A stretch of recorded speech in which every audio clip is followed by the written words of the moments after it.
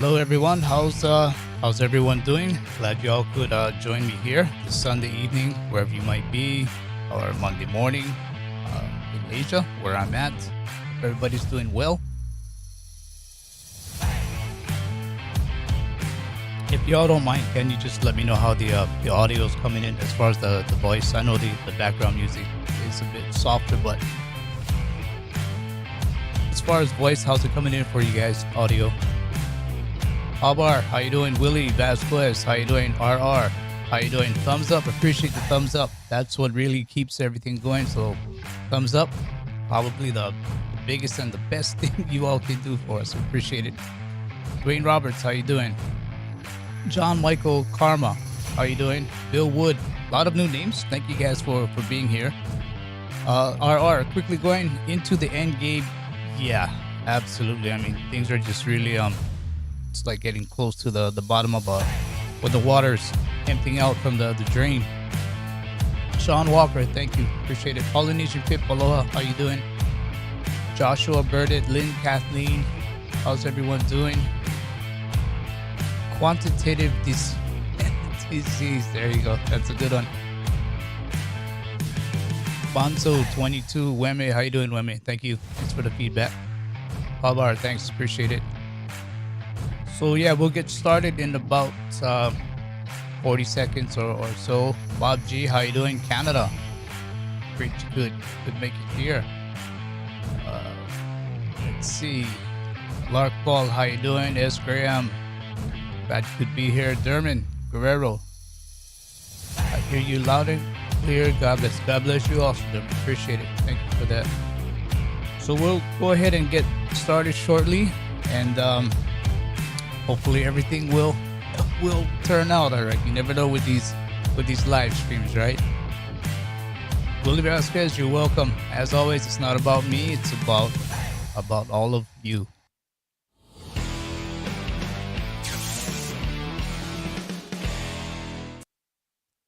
Hello again, everyone. Welcome to another edition of Silver Bullion Television. This is our live stream where hopefully we don't make too many mistakes. But then again, it's a trade-off for being able to talk with you guys and communicate with you guys, because all of you is what this is truly about. So we do thank you for being here.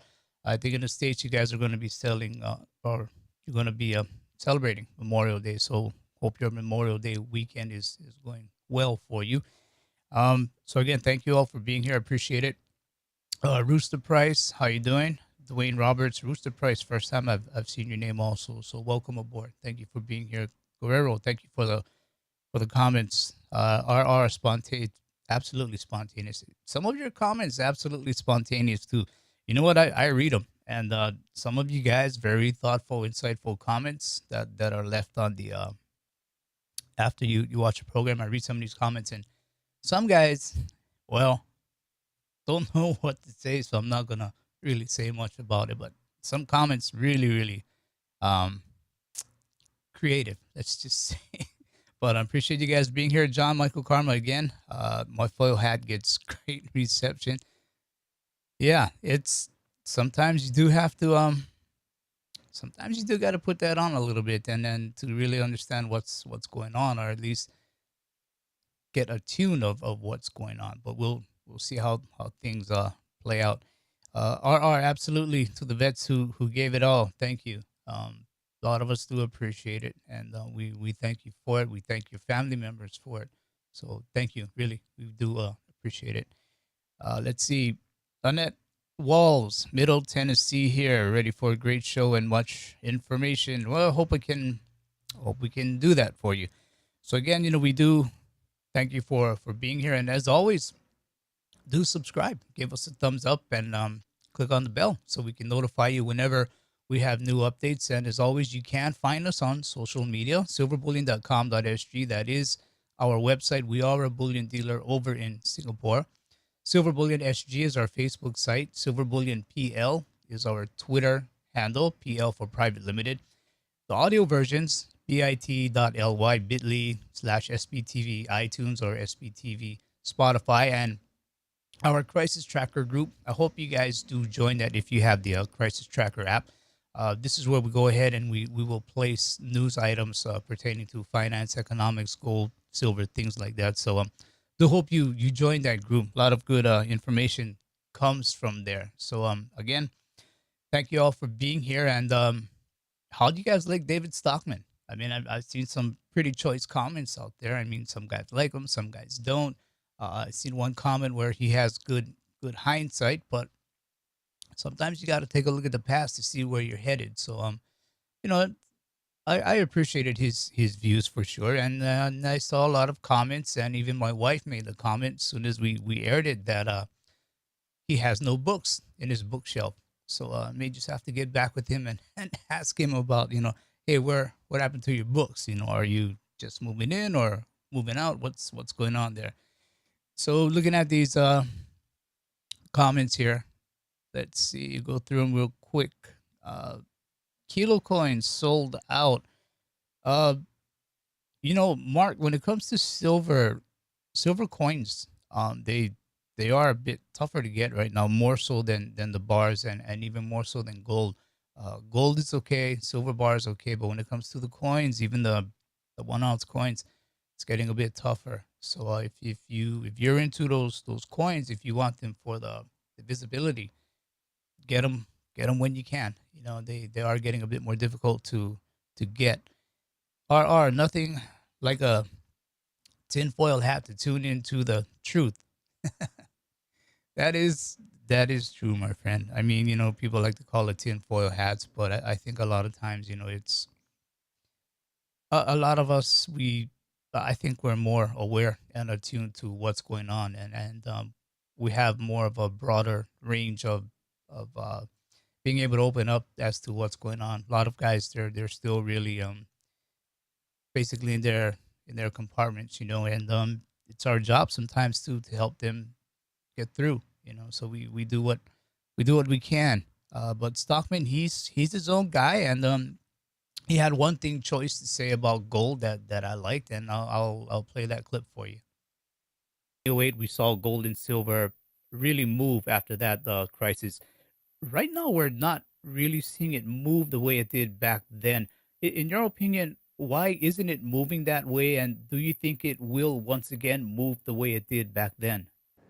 Sure. It's almost impossible to predict these markets in the short run because they're massive speculation in anything that you can trade, including gold and silver.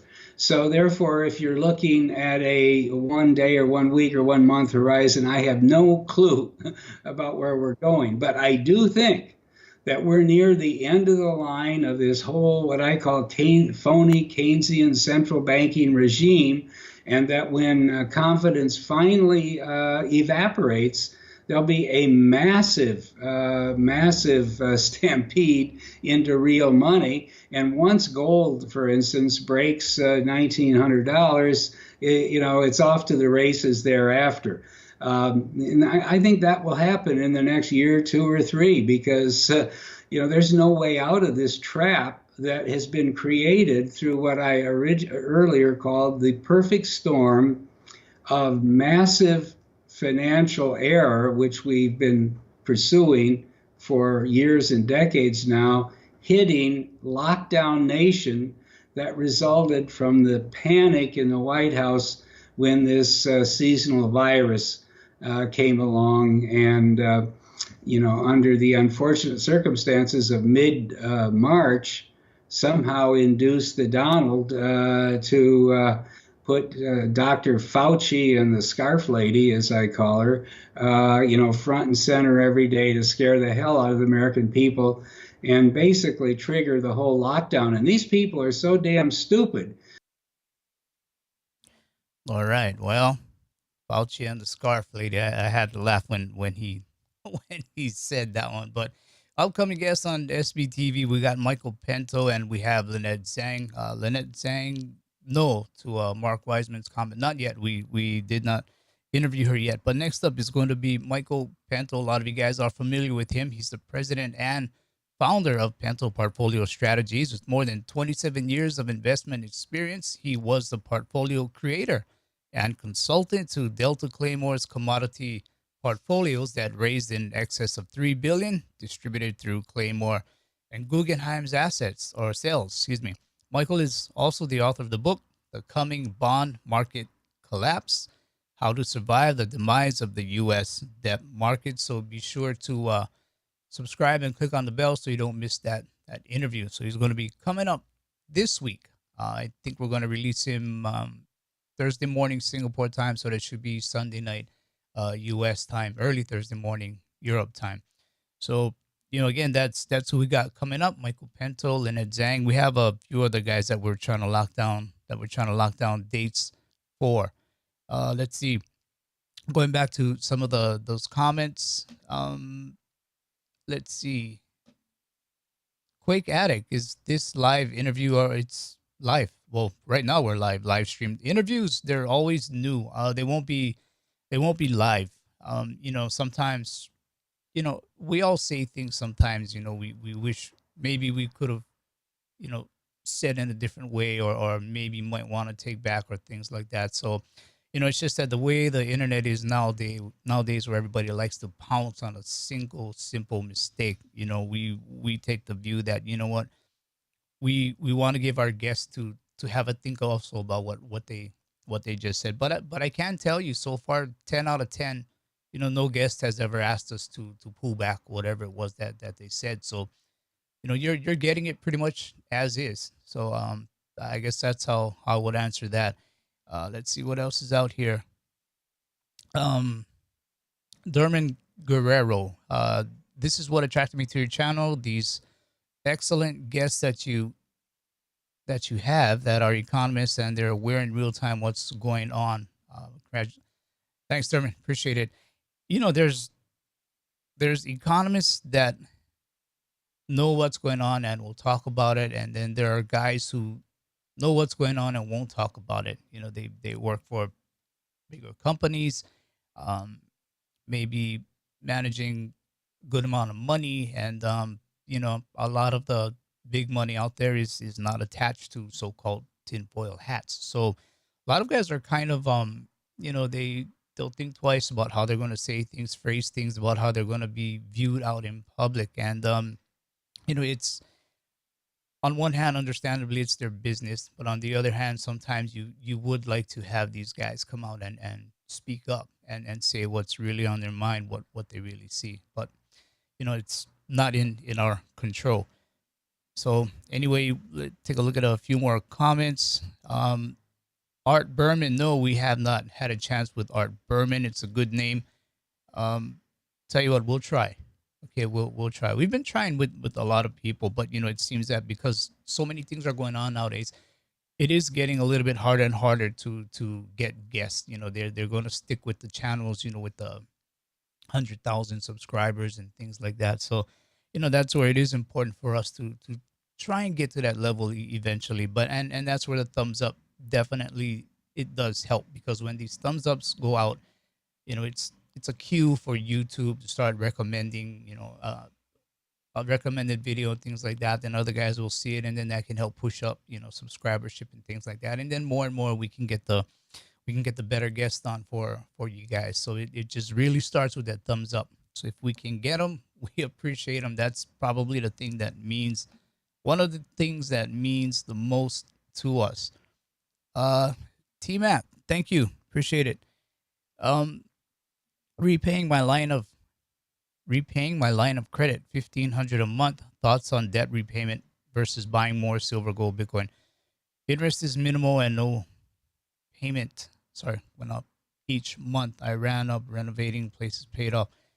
Um, T Mac, that's a tough question, because if I understand your question correctly, you I don't think it's ever advisable to tell someone, don't worry about repaying debt, if that's what you mean. But if you are, debt financing in some way, I definitely will be looking at silver, gold, Bitcoin, just as you mentioned. I mean, especially with the low interest rates right now. I mean, it's worth it. And even for our company, that's where we have this thing called peer to peer, where when guys store with us, they can use their gold and silver, and they can use that as collateral to get out a low interest loan. Just like right now, there's low interest rates, and they can use it to go ahead and buy more Bitcoin, buy more gold, buy more silver, or whatever it is. In fact, let me scoot over to that real quick. I can go ahead and show you real quick what it is. On our website here, silverbullion.com.sg, and this might be good info for everyone. You come to P2P loans for peer-to-peer loans, and what you can do is look at market. And in market, what you're going to see is guys who are actually willing to loan you money in Singapore dollars, 1 month lending offers. They're willing to loan you this, and these are their interest rates. Okay, so they're willing to loan you this, and even U.S. dollars. They are willing to loan you these amounts at these interest rates. And so we have 1 month, 6 months, 6 months USD, 6 months Sing, 1 year Sing dollars, 1 year USD dollars. So I guess if we were to take a look at this, someone is asking to basically to borrow 8,500 US dollars. He's willing to pay 3.5% interest. These guys are willing to loan this amount, 12,000, 7,500, 192,000. So there we do have, serious money coming in here as well. These guys are all willing to loan. They also put their interest rates that they're willing to loan out as. And if you store with us, basically what you do is you pledge some of your gold and silver in storage as collateral. And this is why these guys here are willing to loan you the money. For these guys, basically they just open up an account with us and they can go ahead and fund their account. And once they fund their account, then they can make lending offers. And this is what these folks here have done. So open up an account and fund it, and then create lending offers for guys like this who actually store with us. And so because they store with us, they can make a borrowing request using their silver and gold as collateral. So, this is another way to do it, T Mac. I hope I answered your question the way you were hoping for it to be answered. So again, here 2 months, 50,000 Singapore dollars. This guy's looking for. He's asking if you can have it 2%. We see this guy here willing to sell or willing to lend 50,000 at 5%. So these two guys might have to get a little bit closer before this contract can be made. So even another one, USD 58,000.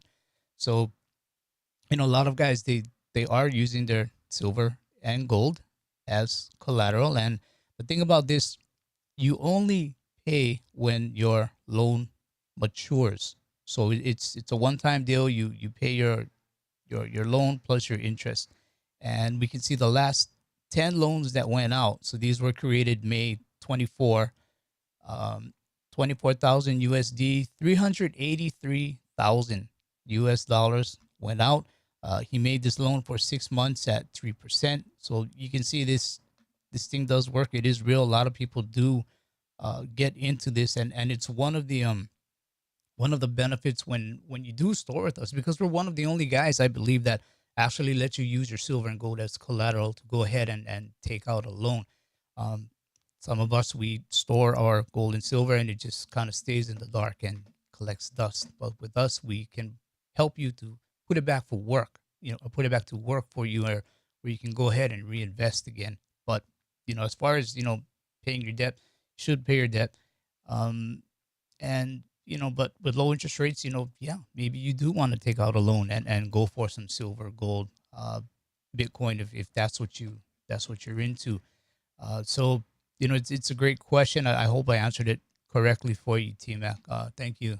Appreciate your support there. Appreciate everyone's support as well. Great questions, great comments. Since we're on our website here, I tell you what, let's just go ahead and maybe we'll take a look at the gold price right now out in Singapore. Let me screen share here. So again, this is our website, silverbullion.com.sg. Let me switch this to US dollars. And right now what we're seeing is, let's see, silver 17.18, so it's still above $17 level. Gold come down just a bit, 17.28, and nickel still hanging in there, 12,000 a ton. I'm really looking at nickel. I think once everything comes back online, nickel is going to do well. I think even silver is going to do well because it does carry that industrial component. So once the industry gets going again, I think that's going to help to push up the silver price and especially, push up the miners. So I think, maybe that's something to look at. But again, what I'm saying here is not financial advice. It's just my opinion on things. Okay. So let's just make that one clear. And then we have our investment kit. This is free. Do download it if you can. And again, sign up for storage. And if you store with us, as I was saying, you can definitely use your silver and gold as collateral to take out loans and reinvest and go ahead and redeploy more of your assets.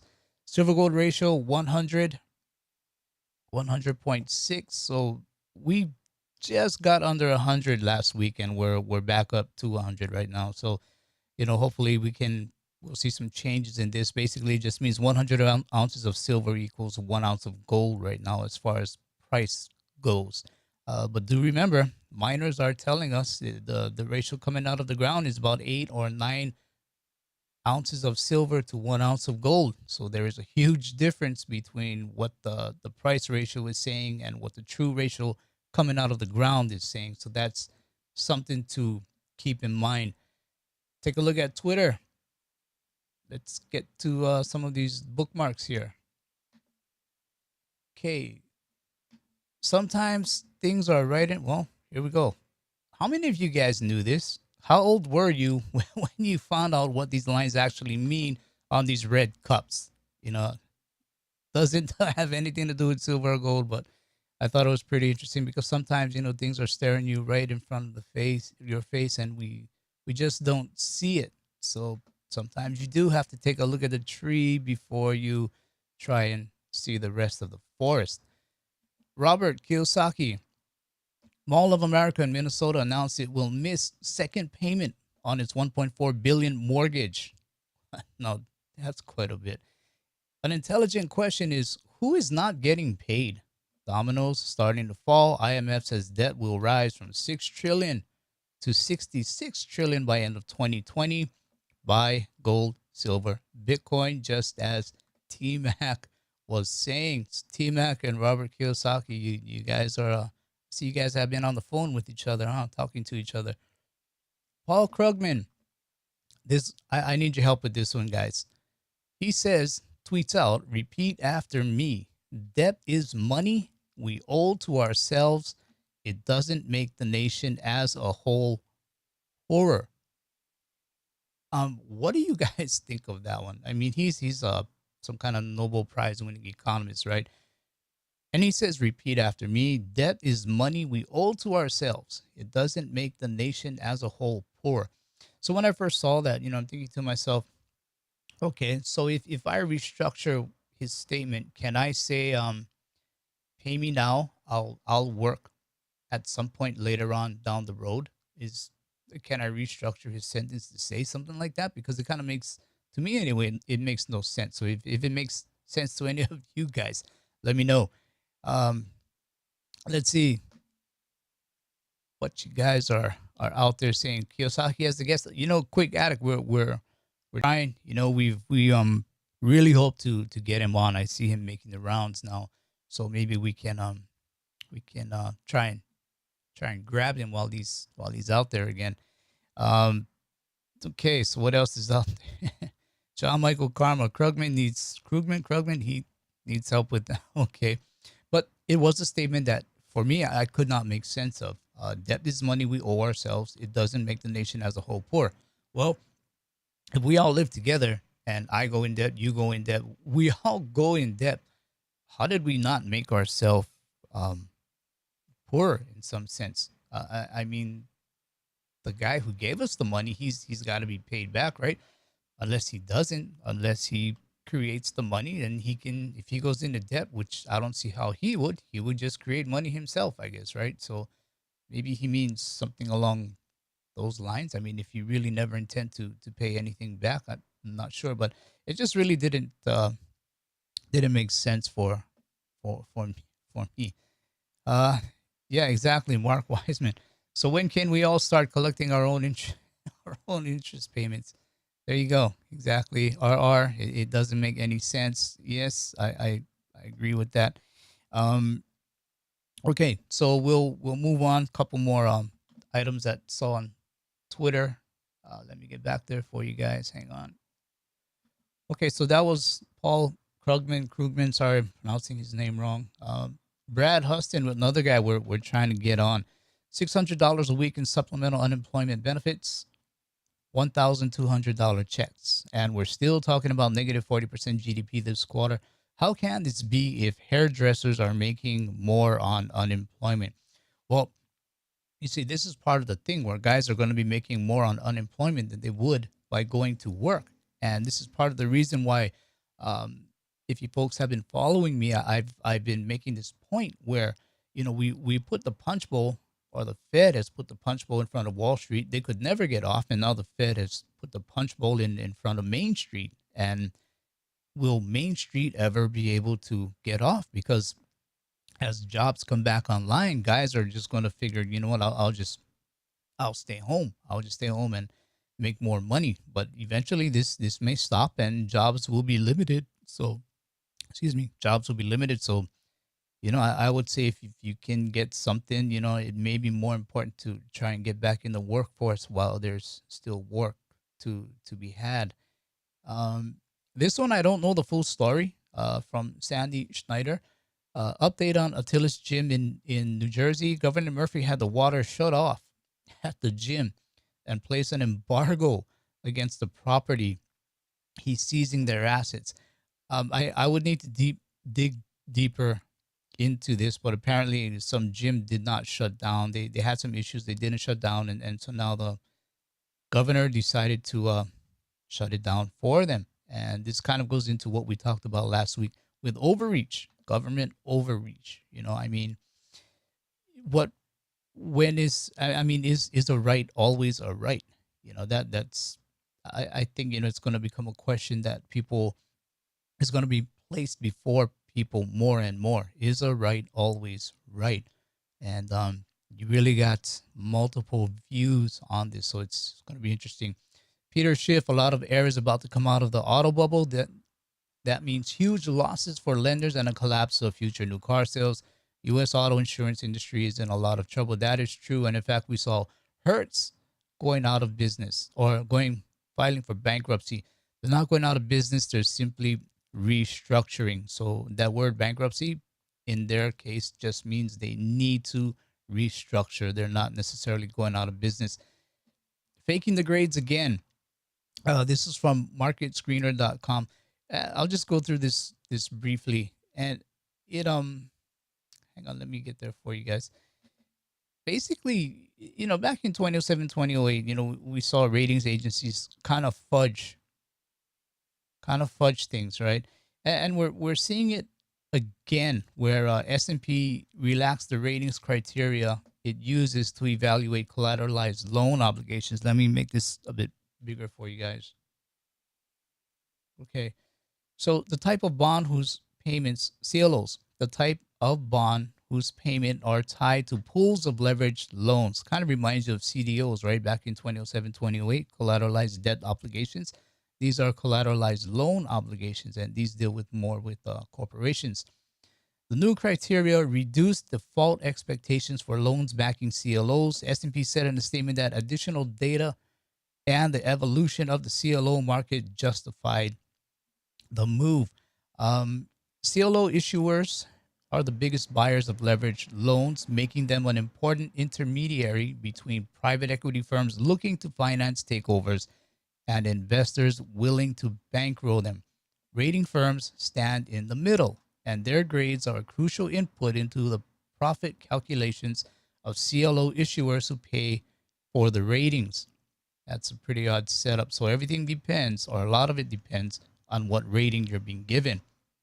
But because it was changed, S&P's market share in US CLOs rose from 51% in the first half of 2019 to 71% after the methodology changed, vaulting over Fitch and Moody's for the first time in 5 years. So again, CLOs, we're seeing the same things that happened with CDOs. Ratings agencies may not be exactly truthful with what they're doing, with what they're saying. and debasement, which is what we're going to talk about shortly. This guy had a pretty interesting article that he wrote. So let's go to it. Hedge fund bear Crispin O'Day says personal gold ownership could become illegal if inflation spikes. Okay, this is from Crispin O'Day. In fact, I think we also sent him out an invite after coming across this article. I think, unfortunately, he denied. Nonetheless, central banks might outlaw private gold ownership. My first thought here is who is the central bank to outlaw? I mean, we have governments, right? So, what is this about a central bank outlawing it? Central banks might outlaw private gold ownership and use the metal to stabilize currencies, hedge fund manager Crispin O'Day said in a letter seen by Bloomberg. The notoriously bearish investor added to his gold positions throughout April, warning clients that a demonetizing of gold could happen if governments feel the need to create a stable unit of account for world trade. Such action isn't without precedent. The U.S. forced private gold holders to sell their stakes in 1933 to normalize the dollar's value. And history is filled with examples where rulers, in moments of crisis, resorted to debasing coinage. Okay, so I'll leave that link for you guys. You guys can go ahead and go through that article if you want. It's pretty interesting. But anyway, we got to run through a few things here. And then we have terminal deflation. Terminal deflation is coming. Central banks' interventions in the pandemic economy are unprecedentedly vast and not nearly enough. There are guys who are expecting terminal deflation. I'll go ahead and let me give you this link as well in case any of you guys want to go through it. Hang on. Let me paste it here for you guys. Okay. So there's the other one. Terminal deflation is coming. I'll just kind of briefly go through this. Public health efforts to contain the bug pandemic have brought about the most abrupt economic collapse in recorded history, and efforts to contain that collapse have entailed unprecedented experiments in monetary policy. Remember this word now, okay? Monetary policy, because I'm going to play a clip where this word is critically important. The U.S. Federal Reserve has established 9 new lending facilities in its efforts to supply the entire world. The entire world. It's not just the U.S., but the entire world with dollar liquidity. Buying all manner of private and public debt has expanded the Fed's balance sheet. Yeah, we hit 7 trillion for the first time, right? Fed's balance sheet from 4.1 trillion in late February to we're at 7 trillion now, and this is mid-May or ending of May. Analysts have predicted its balance sheet is on course to reach 9 trillion by the end of the year. Suffice it to say, at its present pace, the Fed is injecting about 1 million into the financial system every second, with a declared upper bound of infinity. And this is why, I titled this one Infinity Wars, because central banks, Fed, they're printing to infinity. And again, this is why this edition is called Infinity Wars. It's quite amazing. Quite amazing, actually. So anyway, we saw Powell and Mnuchin on they were testifying in the Senate last week. But before last week, Powell said something pretty interesting, and I think I played it for you guys last week. I'll play it again. It's just a short clip, but this is what really caught my attention for the live stream for today. Fair to say you simply flooded the system with money? Yes, we did. That's another way to think about it. We did. Where does it come from? Do you just print it? We print it digitally. So we as a central bank, we have the ability to create money digitally, and we do that by buying treasury bills or bonds or other government guaranteed securities, and that actually increases the money supply. We also print actual currency, and we distribute that through the Federal Reserve banks. Okay, so this is what caught my attention. Candy. Oh, that's a bummer. Kind of messed it up for me. Red Pill show tonight was Infinity Wars 2. Okay, well we'll have to communicate better. Make sure we're not doing the same title on the same day. But anyway, thanks for pointing that one out, Ken. Appreciate it.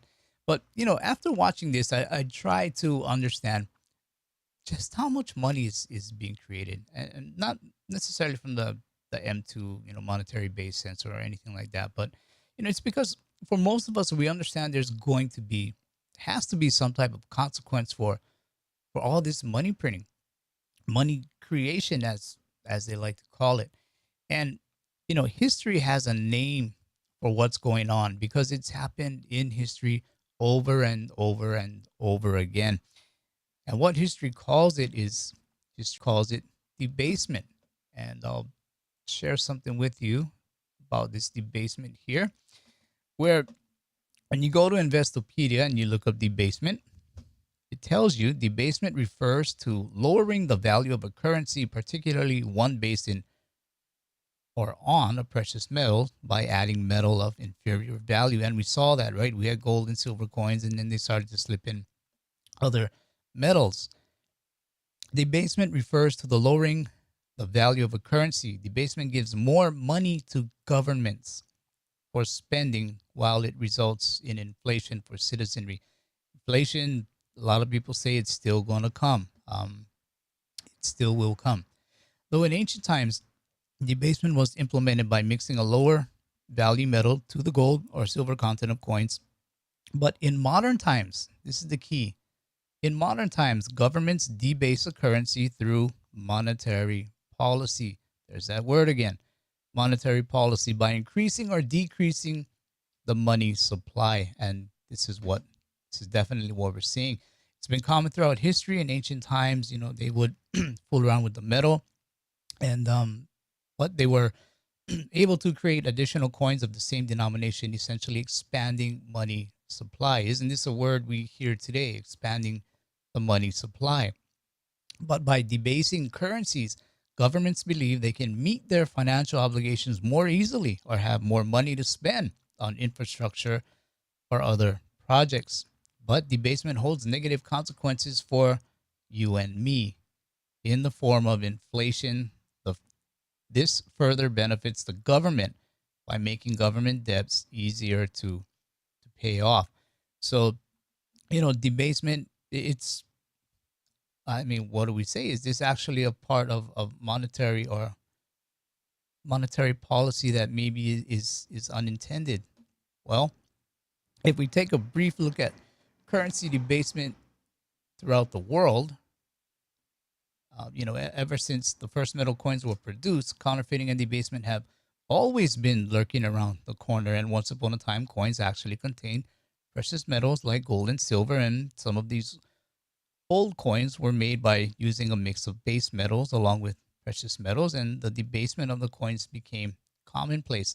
Uh, some ways of debasing were sweating, where they would try to shake some bits off the coins. Another method was clipping, where they would actually cut some of the coins, and this is why we have the reeds on the coin today. If you ever look at the side of the coin, you see all those little lines that was made to help prevent or make more noticeable the clipping. Processes like these were classified as counterfeiting under the Treason Act of 1415. So this was debasing was classified as counterfeiting. Why don't they do it today when we know that the definition of debasement is printing money? Well, I guess it's who you know, right? I mean, we're not part of that gang. None of us are. I mean, they don't invite us to Bilderberg and all of those other meetings, right? Where we're not involved. So it's just a little bit more about historical historical times in debasement, and then we have U.S. debasement. What did the U.S. do? Well, in 1787, Constitution ratified that no state shall enter into a treaty, alliance, or confederation. Let's see, or basically make anything but gold and silver coin a tender in payment of debts. And the way the Federal Reserve skirted around this is the word state. No state, Federal Reserve is not a state. Um, anything federal is not a state. So this is how they kind of skirt around it, where this is meant for the states, but in a federal sense, it's this is their argument. Okay, it's talking to the states, not to the federal government. In 1792, U.S. Coin Act ratified. First Coinage Act establishes a uniform standard of gold and silver content of U.S. coins, paving the way for over a century of trust in the U.S. dollar that will ultimately catapult the U.S. to the world economic supremacy. It was trust that got the U.S. there, and it's probably going to be trust that will knock the U.S. off of that perch.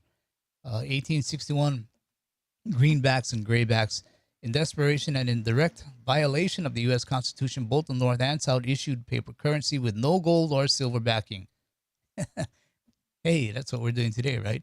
Following the war, the U.S. returns to its constitutional roots, ceasing production of greenbacks and making efforts to retire them as the U.S. returns to the gold standard. And this is why we have things like end the Fed, get rid of the Fed, retire the Fed. I think it was, I forget which guest I asked, maybe it was Stockman, but I asked, if he were the head of the Fed, and the comment was he'd retire. So, end the Fed, retire the Fed. Anyway, here we go. Creation of the Fed, 1913. Fed was created. And then we had this quote from Thomas Jefferson: if the American people ever allow private banks to control the issue, and I think let's just say any country, were to allow private banks to control the issue of their currency, first by inflation, then by deflation, the banks and corporations that would grow up around them would deprive the people of all property until their children wake up homeless on the continent their fathers conquered. I think this can go for any countries. The interesting thing here is he says first by inflation, then by deflation. Well, we've been seeing inflation since we went off the gold standard. That inflation has always been happening. And now we're seeing a sort of deflation. And then this is where we see the argument. Some guys say there won't be inflation. There will be just deflation. But if you go back to when we went off the gold standard, we already had the inflation. So, I would say Jefferson is correct in how he saw things. But nonetheless, going down the list, Bretton Woods, we've seen that. Second Coinage Act, we've seen this going more down. Petrodollars and the gold standard. This is kind of where we're still at. I think everyone here is familiar with the petrodollars in 71. When Nixon closed the gold window. Later on in 74, he had his man Kissinger go in Middle East and make a deal with Saudi Arabia. Basically, if Saudi Arabia gets all its friends to sell oil only in U.S. dollars, then the U.S. will protect Saudi Arabia and their friends. And this probably is the reason why the U.S. has never left the Middle East. And then, we saw 2000, we saw the Gulf Wars, Iraq threatening the petrodollar, and then we saw in 2008 Ben Bernanke bail out banks. So it's been quite a ride. It's definitely been quite a ride. I'm going to play one more clip, and then I'll get back to some of the comments. Okay, this one, I apologize for the audio. It's not me, it's just the way it came in, but it is a pretty interesting clip nonetheless. Does the government work for us, or do we work for the government? What can history teach us about war and debt? Tonight, the decline and fall of the Roman Empire and the future of America. The Roman Empire began as a kingdom in 753 BC, and by 500 BC it had a representative form of government. A few hundred years later came Julius Caesar, a Roman general, who bucked the Roman Senate and started a civil war that ended up with him as the emperor. By the 2nd century AD, the Roman Empire encircled the entire Mediterranean and went all the way up to Britain. Also by the 2nd century AD, the output from Roman silver mines had peaked. Silver was used to mint Roman currency. It was also traded for silk with India and China. The Romans were duped by their lust for luxury. While silk was perceived as a luxury good by the Roman elites who imported it, it was worth much less than the silver that they exchanged for it. So what did the Roman emperors do once the availability of silver for currency began to decline? They debased their currency. They minted coins with less silver in the coins than the face value of the coins indicated. The Roman government literally stole money from the populace by literally taking the value out of each coin.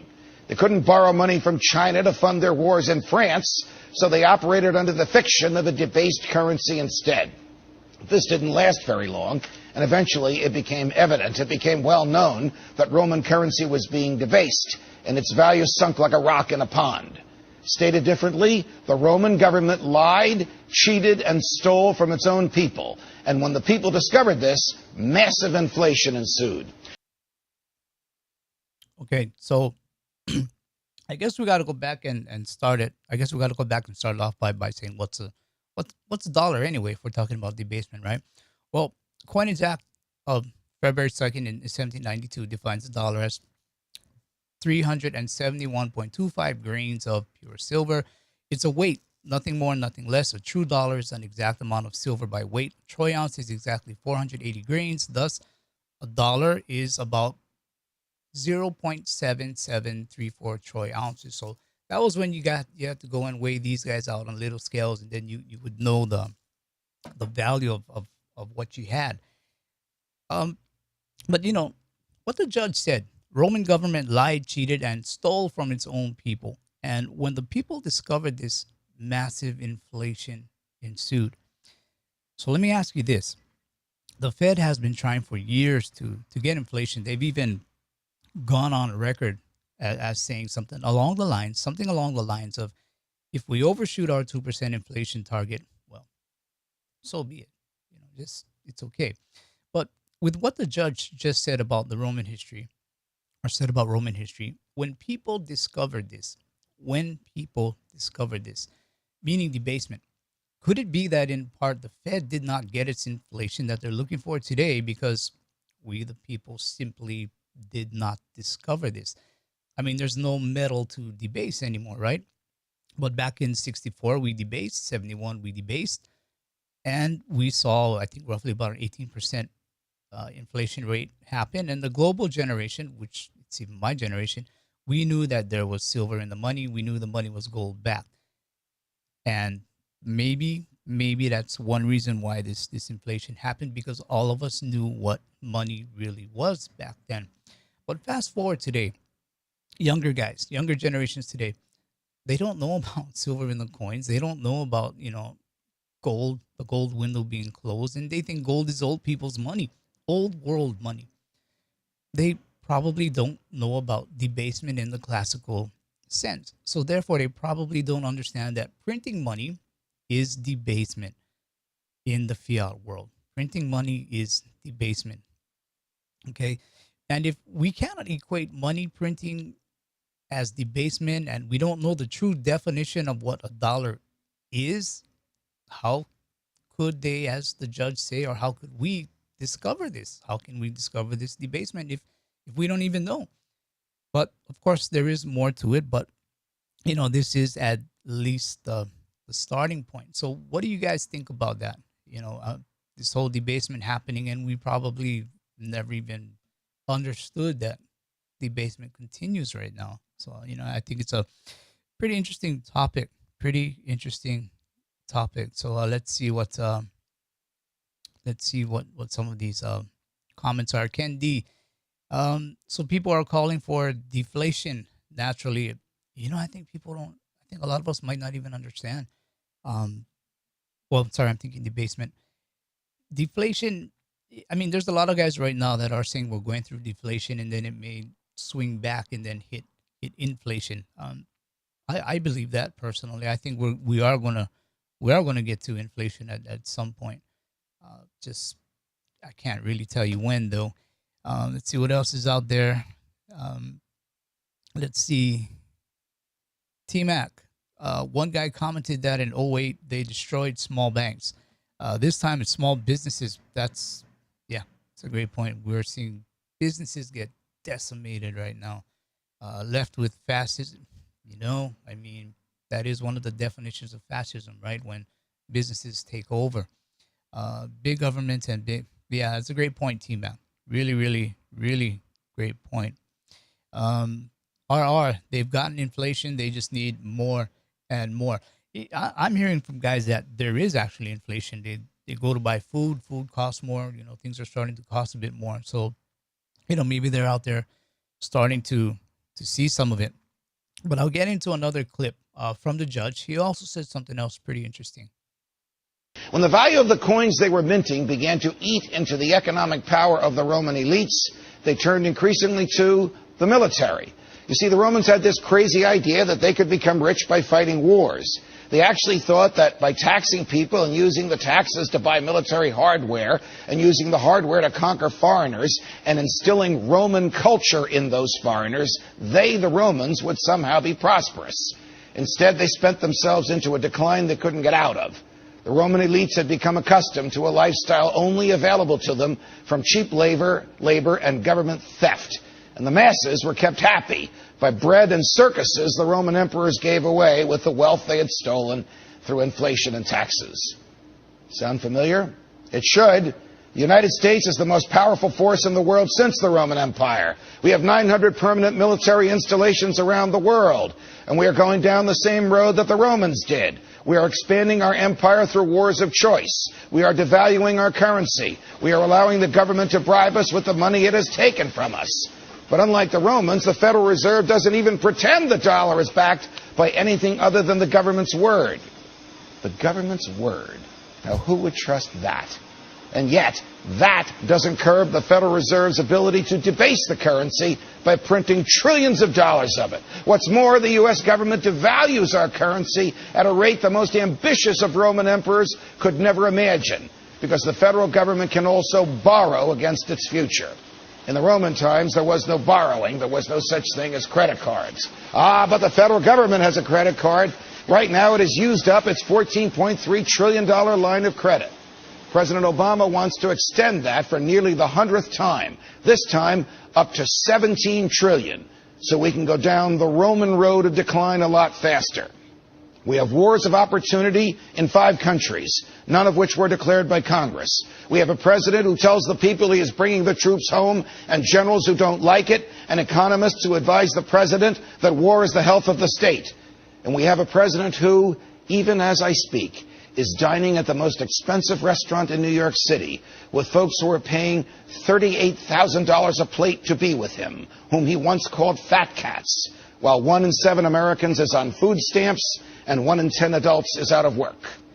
Will we learn from history, or will we join the Romans in the dustbin of history, a history of once great peoples who sent themselves into oblivion? Want to spend into oblivion like the Romans? Just raise the debt ceiling and keep the borrowing up. Want to stop the madness? Just say no to more debt. It's up to us. It's up to you. From New York. Yeah, Judge was preaching. He was definitely throwing some truth out there, right? Sounds very familiar indeed. So, debasement is supposed to make a government richer in theory, although in reality, with no monetary metal or commodity base in the coinage whatsoever, governments are not just lying, cheating, and stealing from us. They're also hurting you, me, and even themselves. Why? Well, we'll get into the why. But first, I'll just get through a few of these comments, and we're gonna get into the why. Rob Chambers, I should listen to Peter Schiff. I do. I always listen to Peter. Friday night concerning his experience concerning the present cost of flights. Inflation is here already. It is. Inflation is here. I do watch Peter Schiff. Been trying to get him on. I had the privilege of meeting him once in Vegas during Freedom Fest. I have a photo with him. I kind of keep that one. Sorry, I just had to kind of lay that one out there. But yeah, I do watch Peter Schiff. I enjoy Peter Schiff. I guess basically I don't want to. If Peter Schiff just says something on his show, I try to make sure I don't say the same type of a thing, because I've seen him call out guys on Twitter. So and so copied me. So and so, is saying what I said. This, that, this, that. So, he's a fiery guy. You gotta take that into account too. But I do watch what he says. I absolutely respect the guy, what he says. So it's a good point. You know, thank you for that. Thank you for that. But I just gotta kind of give him space. I need to give Peter his space. Let's see. Um, yeah, 27 trillion on the debt clock. Wait till next year. Wait till next year when 2021, when when all the talk about the debt ceiling comes back into play. Watch what's going to happen. And in fact, this is the other part of debasement, which a lot of people uh, don't really don't really talk about. So what we often forget is that when we talk about debasement, it directly involves the debt ceiling, which is what you were just alluding to. Now, why does the debt ceiling consistently rise or get suspended? Because when there's no anchor, nothing to anchor currency, there is no true fiscal responsibility, we spend more. We spend more, we spend more, we spend more. And that means raising the debt ceiling. We keep hearing about this all the time. Raise the debt ceiling.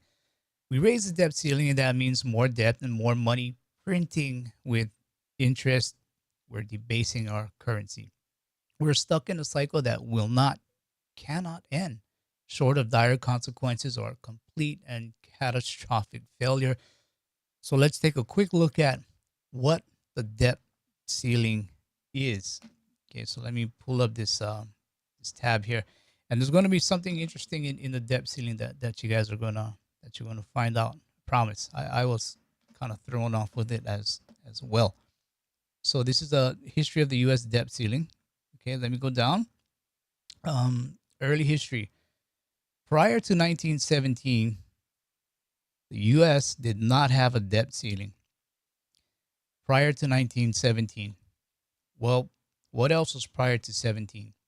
U.S. didn't have a Federal Reserve. Federal Reserve came in 1913. So I guess we could equally say that prior to the Federal Reserve, the U.S. did not have a debt ceiling.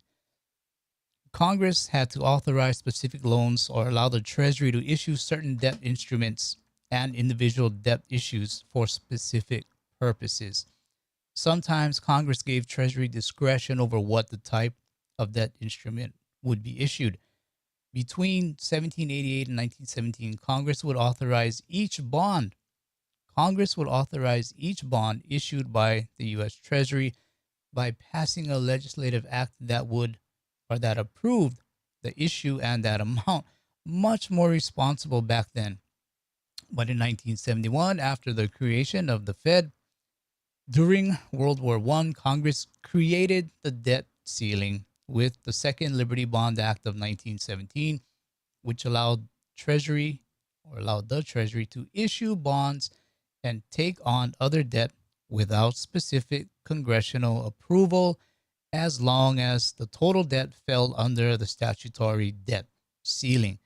The 1917 legislation set limits on the aggregate amount of debt that could be accumulated through individual categories of debt, such as bonds and bills. So, what do you guys think of that? Before the Fed, there was no need for a debt ceiling. Congress was responsible. And that's part of the problem. You know, they're not responsible today. There's no silver, no gold attached to the money. It was debased, and they continue to debase by printing.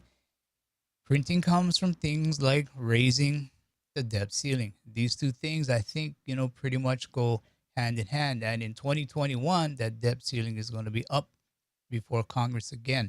And we'll get into that. But I just wanted to see what your thoughts are. There was no debt ceiling before the Federal Reserve came into existence. Okay, so let me take a look at our the plot thickens. Exactly. The plot keeps thickening. The Fed octopus, his tentacles are everywhere. And again, are absolutely correct. We didn't have income tax. We did not have federal income tax either. So before the Fed, no debt ceiling, no income tax or federal income tax. And today we have these things, and we have debasement as well. So, I mean, is it getting any better? I can't say yeah. Cannot say yeah. So let me get into this other article about the debt ceiling. Okay, so this is from Forbes. What Congress is doing by suspending the debt ceiling. We always hear this come up. It comes and goes. Government shutdown, this, that, raise the debt ceiling. We keep hearing it. But what is Congress doing by suspending the debt ceiling? Donald Trump and congressional Democrats and Republicans have reached a compromise on a wide-ranging budget deal Monday. This is a bit older now. This goes back to last year, I believe. Yeah, 2019, when they had all this talk of the debt ceiling. So that means the government will be able to borrow enough money to cover its expenses for 2 more years. So from 2019, 2 more years makes it 2021.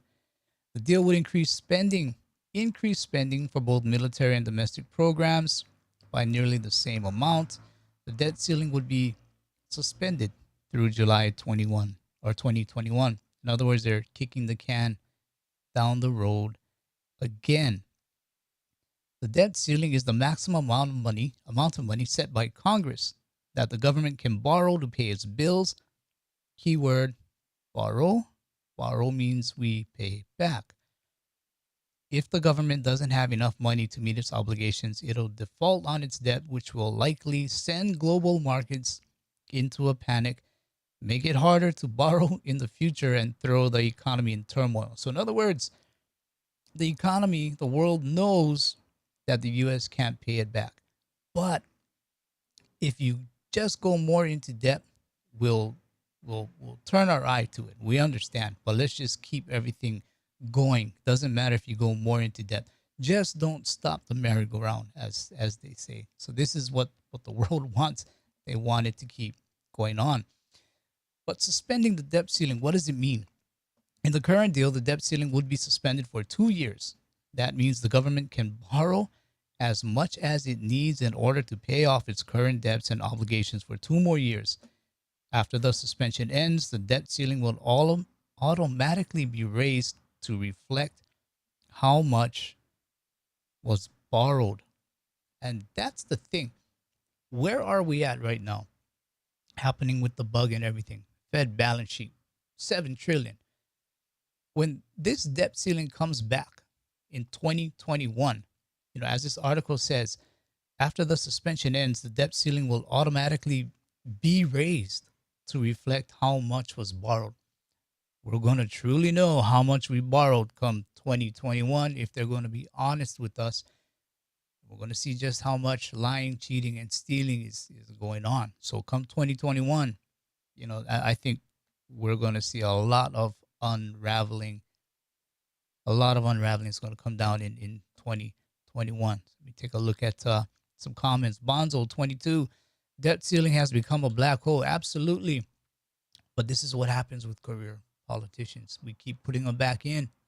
There comes a time, my dad once told me, if you find yourself in a hole, put the shovel down and stop digging. Politicians they don't care to understand that little simple, easy philosophy. You find yourself in a hole, put the shovel down and stop digging. It's a simple thing. Politicians can't do it. Why? Because they want us to re-elect them. If they take away services because they can't get more money by raising the debt ceiling, we're not going to vote for them. If they say pay taxes because they raise the debt ceiling and now these things got to start being paid off, we're not going to elect them. So, it's, I don't know what's the right word, some sort of symbiotic relationship. We want them to do these things, but at the same time, we don't want them to do these things. And we end up putting them back in office over and over and over and over again. You get a president who's in there for 8 years tops. Some congressional guy has been in there 20, 30 years. Where's the problem? I don't think the problem really is with a guy who's in there for a short amount of time. The problem's there with people who have been there forever. And that's on you and me. Career politicians, I don't know. It's not always a good thing. So what we're seeing are these things, raising the debt ceiling and whatnot. I just want to know. Tell me, how can we debase our currency, fully removing gold and silver, which helps the government and hurts us, yet every few years we have to raise a debt ceiling, which ultimately hurts us twice. I mean, our money's debased, losing value and purchasing power. And when the debt ceiling is raised, either something for the masses will be eventually cut, or the masses will have to pay more taxes. Doesn't make sense. I mean, to me, it really doesn't. But probably the most insane thing a government can do is debase their money to their advantage against their citizens and then go into debt on top of that. What's the whole point of debasing? It's supposed to make a government richer. It makes a king richer, but they still go into debt. I mean, these are the things that lead to, as the judge mentioned, wars, global wars, civil wars, currency wars, and definitely infinity wars.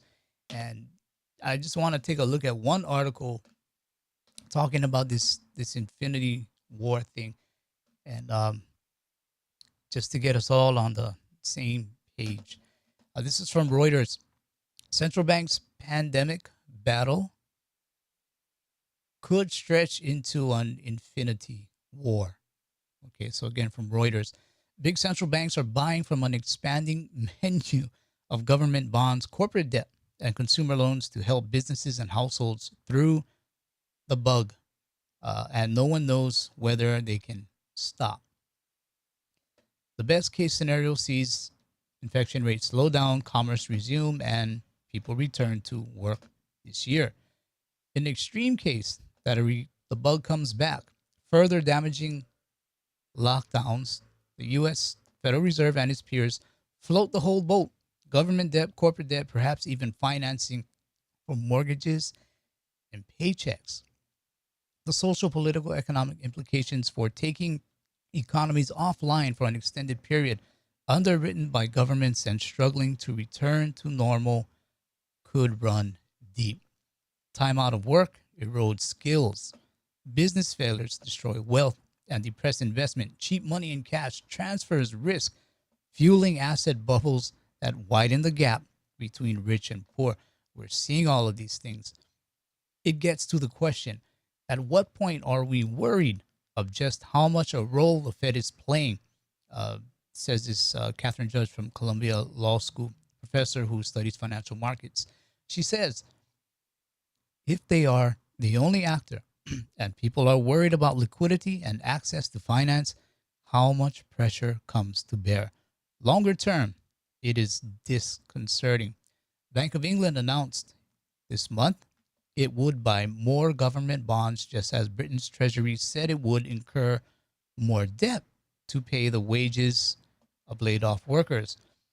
Policymaker from Bank of England, John V, said the unprecedented coordinated action resembled what might happen if we were the central bank of the Weimar Republic or Zimbabwe. Both disastrous examples of government ordering central banks around. The difference, Mr. V says, was that no one in the government told the BOE what to do. I guess they took it on themselves. But what if they didn't have to? Because such cooperation has become an unspoken new orthodoxy. So the shifting view of normal. And this is where Japan is. A decades-long fight against deflation, a chronic drop in prices that causes incomes and economies or economic growth to fall, has seen the BOJ, Bank of Japan, steadily increase its footprint. And I like to call this word overreach. And we talked about overreach the other week. It now owns nearly half of all Japanese government bonds, and last week agreed to buy as much as needed during the crisis. So I think, we kind of get this already. In Europe and U.S., unconventional policy tools were used in 2008 to fight what was happening, and more or less we're seeing it again with the whatever it takes attitude. So I think we kind of get the point here. Printing to oblivion. They're going to take over some of the markets, keep dead companies afloat, zombie companies. You're going to see some survive, some fail. You're going to see consolidations. You're going to see preferred companies make it while others aren't. Even with simple, hair salons and whatnot. I mean, you you shut their doors on them. What happens? They go out of business, and then I mean, who's going to take their place? And then what regulations are they then going to have to follow that's government approved? Or I mean, it's just a consolidation of business right now. Very much so a consolidation of business. So let's see, Don Goldbells. I'm sorry if I did your name wrong, buddy. In Australia, they raised the debt ceiling right at the last minute. Yeah, I didn't see it, but I can kind of see it working out where every politician is no, no, no, no. We have to be responsible. We have to be responsible. How much time we got left? 30 seconds. No, no, no. Okay, raise the debt ceiling. So they'll give you that theater all the way up until that point, right? And then they're going to go ahead and they're just going to go ahead and do it. Let's see, Rolf Steiner. There's no accident. It's all been planned and thought out. No one is opposing it. Yeah, Rolf, I agree with that. No one's opposing it. And, the thing is, even if you have a very, very good moral compass, if you're in a tough situation right now and you're getting free money and you're looking at your wife and your kids, what is going to weigh more into each man? I'll just say man. Your family, taking care of that family, or setting your morals aside just a bit and just taking that free money, which may eventually get you further and further, deeper and deeper into being dependent on the government. I mean, it's a slippery slope, but it's a great question. Well, how strong is our people's moral compass? It's I tell you, it's a tough thing. It's very much so a tough thing. James, currency is destroyed as it is used to pay off loans. There are also deflationary forces at work right now. They're definitely deflationary. I don't know what's in their view. Is deflation better or inflation better? Well, deflation in some ways is better for us. Inflation in some ways it's better for them. And it's strange that I have to use the words us and them, because them, it's our government. Them is our government's central bank. We're just not together. And that's why this is a sort of a war in a way. We're not on the same page with our central banks. And there is another tool that just came out in this Infinity War. I know a lot of you guys have seen it. This tool, I don't know, it's just like I don't know if nuclear is the right word, but this tool that's recently been brought out in this Infinity War is, I think, really going to catch or pull in a lot of people. The economic impact payments, Mr. President, have really had a big impact. We've delivered over $239 billion to 141 million Americans. And I want to highlight, we couldn't be more pleased. 114 million of those we did direct deposit into people's accounts. We did 27 million checks. And Mr. President, we now have developed debit cards. So in an effort to expedite money to people even quicker in a very safe way, I'm pleased to show you what a debit card looks like with your name on it, Mr. President. Now, there's no money for you on it. This is a blank debit card, but I want you to see what many Americans will now get so that we could get their money to them even quicker. And going forward, we think debit cards are a safe and secure way of delivering refunds. So, do I sign the letter again or not? The next time we send money, you'll get to send another letter. All right, thank you, Steve. Okay, so people are going to get debit cards now. So according to the website, U.S. Department of Treasury is delivering millions of economic impact payments, EIP, by prepaid debit card. So this week, the Treasury and the IRS are starting to send nearly 4 million, let's just call it EIP, economic impact payments, by prepaid debit card instead of paper checks. Plastic or paper is what I call it. EIP cards or EIP card recipients can make purchases, get cash from ATMs transfer funds to their personal bank accounts without incurring fees. They can also check their card balance online by mobile app or by phone without incurring fees. The EIP card can be used online at ATMs or at any retail location, getting rid of the cash, right? Here's your way to get rid of cash, where Visa is accepted. This free prepaid card also provides consumer protections available to traditional bank account owners, including protections against fraud, loss, and other errors. Okay, so let's give people this card that they can buy things online because they're stuck at home, but now they can, if they don't have a bank account, they can buy things online, or I guess they will have to make a bank account anyway. But cash is going to be used less, and more you're going to have to be depending on the government for things. So really, they threw that hook out there. They caught all of us, and now they're trying to reel us in. They're trying to reel all of us in with these types of things. It's just amazing. So this is why I say we are in sort of an infinity war, where we're all in a war, in a race to make the decision of, do we let our collective governments go into infinite debt with infinite money printing, debasement, which ultimately it will ultimately crash and burn or force a new monetary system on us? Or do we say enough is enough? And how? If politicians and central banks are fully entrenched that how do we do it, then it becomes crystal clear. Go back to Rome and do what the Romans do, or what they did. You go back to what everyone knows money is supposed to be. In my opinion, when this whole system falls and money begins again, it's going to start with gold.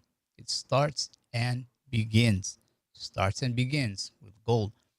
Current system, this infinity war, it will run until it cannot run anymore, or transition into a new monetary system. Either way, there will be, with the certainty, a new and different monetary system. I believe gold will have a role, whether it's a digital or a crypto central bank currency. And this was even a question that I put in front of David Stockman, and this is what he had to say. Can hear the viewers screaming in my ear right now, telling me, ask David if he thinks a new monetary system will be coming and if he thinks gold will play a role in it. Well, I can only say I hope a new one's coming. And if a new one's coming, there is no choice except to re-anchor to a gold base that central bankers can't print at will. That was the great mistake of 1971, by the way. Okay, I'll end it there. We kind of get the point. It was a mistake that we made. So again, gold, silver, these are not just something you watch the price go up and down. It's more to it. These are insurance for the infinity war. Wealth protection in this infinity war. A store of wealth in this infinity war. Should any of us depend on our politicians, our governments, our central banks to win this infinity war, when it really cannot be won? And in reality, this infinity war is a battle between each of us and our respective governments. The ones who will win, the winners, if we can even call it that, will be the people who have took the time to understand what is happening, or wide awake, and understand what wealth preservation and wealth protection is. So these are things we have to understand. And I said, remember that word, monetary policy.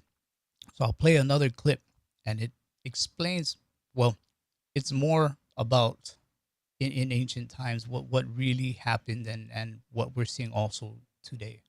Monetary, fiscal, military, political, economic issues are all very much intertwined.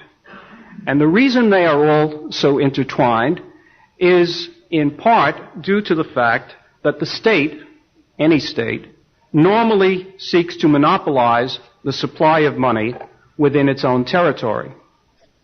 Monetary policy, therefore, always serves, even if it serves badly, the perceived needs of the rulers of the state. If it also happens to enhance the prosperity and progress of the masses of the people, that is a secondary benefit. but its first aim is to serve the needs of the rulers, not the ruled. And this point is central, I believe, to an understanding of the course of monetary policy in the late Roman Empire. Historians of prices in the Roman Empire have come to the conclusion that despite all of this inflation, the price of gold, in terms of its purchasing power, remained stable from the 1st through the 4th century. In other words, gold remained, in terms of its purchasing power, a stable value. Okay. Monetary policy, we hear that word all the time, right? Even if you think your government is fiscally responsible, keep in mind that they're having you think they're fiscally responsible with pieces of paper, pieces of plastic, putting numbers on them like 5, 10, 50, 100. But in the end, they are still simply pieces of paper or plastic. That's it. They're simply pieces of paper or plastic that cost a fraction of a fraction of a fraction to make, and are selling it to you and me at a much, much, much, much higher price to pay. And there's a cost to get gold, silver out of the ground and refine. There's a use for it. There's a cost to drill oil. There's a use for it. There's a cost to farm crops, fruits, vegetables. There's a use. But what's the cost to add digits to your account in this infinity war? What does it cost? The only use central bank digits, plastic or paper have is the use of being an excuse, sad excuse for what governments and central banks call money. And that's really what it comes down to. We're seeing debasement. They're going to raise the debt ceiling. If not raise the debt ceiling, you're going to see civil wars or whatnot break out come 2021. And it's not just in the U.S. I think, this thing it's going to get a whole lot bigger than what a lot of people think it will. So, again, understand these are the things that gold and silver do. It's not just the everyday movement up and down, up and down. What's the gold price? What's the silver price? Much, much more than that. This is your protection in this infinity war. They are going to print money to infinity, throw digital digits into people's accounts to infinity. And at some point, you're going to tell yourself, if not already, why should I even go to work? They can just throw money in my account. Or, I was thinking of inventing this thing here, but why even bother? They can just throw money in my account. I'm not going to do anything. I'll just collect money. That's where people are going to end up. Or there's going to be a job out there and guys aren't going to take it. Yeah, and I tell you, this thing is going to have a whole lot more repercussions than what people are thinking. So definitely come 2021, when this whole debt ceiling comes back into play, be aware. Watch it as much as you can, as best you can, because this is going to be huge come next year. Raising the debt ceiling is further debasement. Never forget that. So I'll take a look at a few comments, and then I'll need to be heading out soon. Let me see. JHNS, SCH, they can't. They can't. And they're just, like I say, adding more ammunition here by giving people debit cards now. So what comes next? Okay, everybody has at least a debit card now, so we don't need cash anymore. We'll just go ahead and use this. I mean, that's where it looks like it's leading to, right? Let's see. Jay, money will never fail, just fiat currencies. And that's the thing, over time, fiat currencies don't last.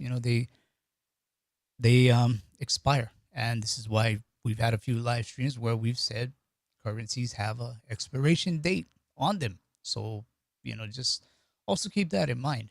The way it's going, it cannot be forever. Weme, it's a failed system, but rich have real assets.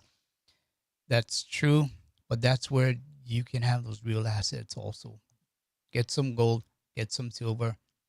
You have a 401k, talk to someone about rolling it over into a precious metals IRA. If you have no one to talk to, contact us. We'll send you to places that can help you out or help you better understand what precious metals 401k is, an SD IRA, self-directed IRAs. We'll help you out that way. We can point you in the right direction.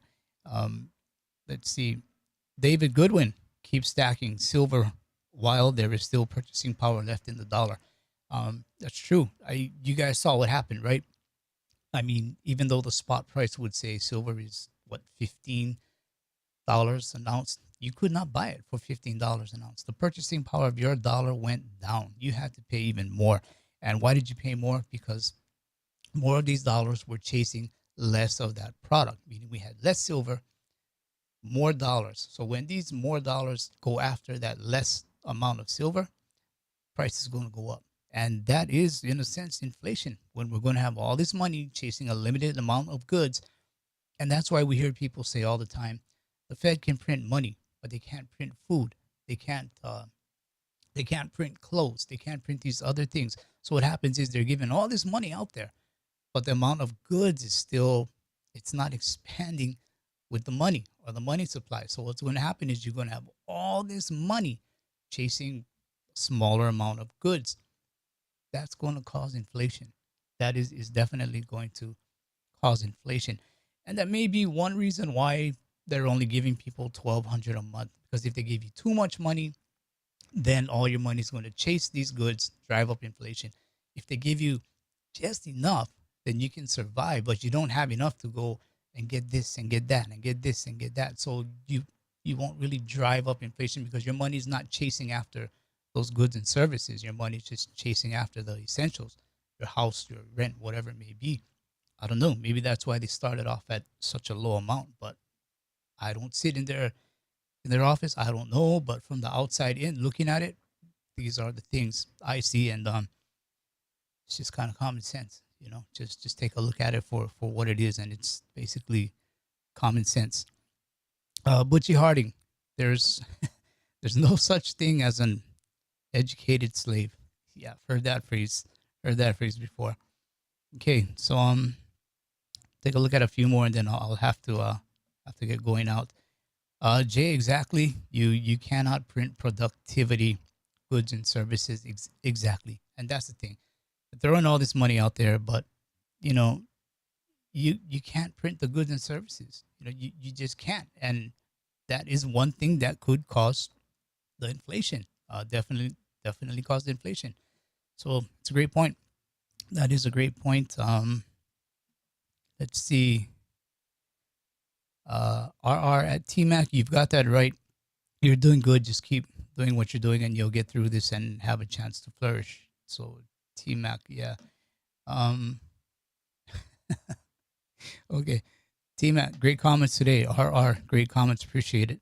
Appreciate what you guys have added to this channel. Appreciate it. Polynesian Pip, cough. Okay, you're trying to get to the head of the line, right? Chase everyone away. Okay, so you know, with that, I'll be ending it. You know, as always, you just take care of each other, right? You know, be a blessing, not a burden. You know, there are things we can do. You know, we know what I hate to say it, we know what their game plan of sorts is, so we know what to do.